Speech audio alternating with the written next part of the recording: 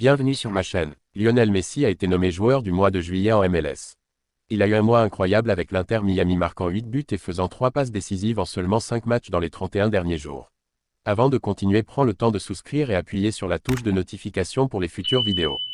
Le célèbre joueur argentin a marqué 2 buts dans chaque match, montrant sa grande performance et se plaçant en tête du classement des meilleurs buteurs de la ligue. Messi est maintenant à égalité avec Sam Surridge de Nashville SC, chacun ayant 18 buts, alors que la compétition pour le soulier d'or de la MLS devient de plus en plus intense avec la fin de la saison régulière qui approche.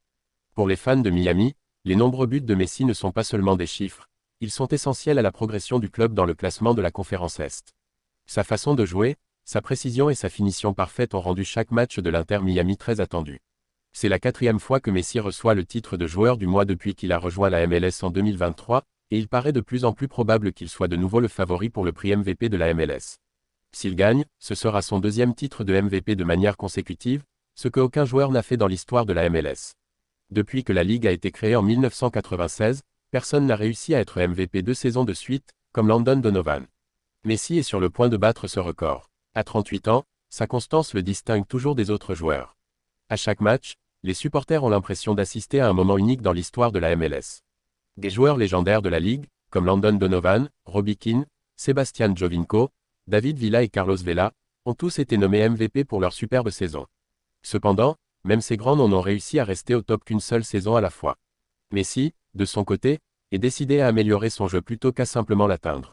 Pendant la saison, tout le monde va surveiller Messi pour voir s'il peut garder ce rythme intense et aider l'Inter Miami à aller loin en play-off.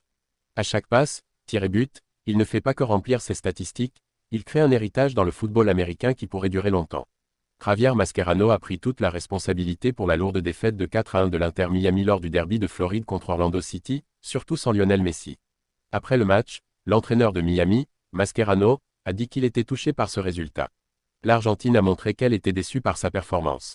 Bébé Mascherano a dit que l'Inter Miami avait rendu le match plus difficile qu'il ne l'aurait été, et il a ajouté qu'Orlando City avait bien mérité sa victoire. Pour lui, le football est un jeu simple parfois, on le rend plus compliqué qu'il ne l'est vraiment.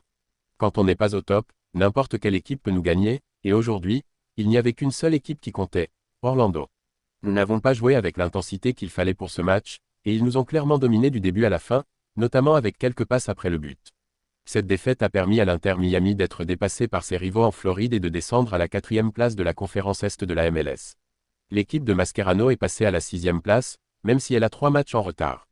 Les Hérons vont jouer contre la Galaxy samedi et espèrent que Lionel Messi sera prêt pour le match.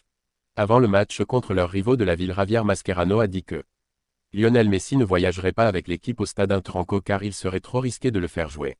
Le coach argentin a déclaré aux journalistes lors de la conférence de presse d'avant-match via ESPN que Lionel Messi a été le meilleur joueur de l'Inter Miami, même s'il a eu des performances irrégulières. Il est en ce moment co-meilleur buteur de la MLS, avec Sam Surridge, avec 18 buts. Merci d'avoir regardé cette vidéo et je vous prie de laisser vos commentaires.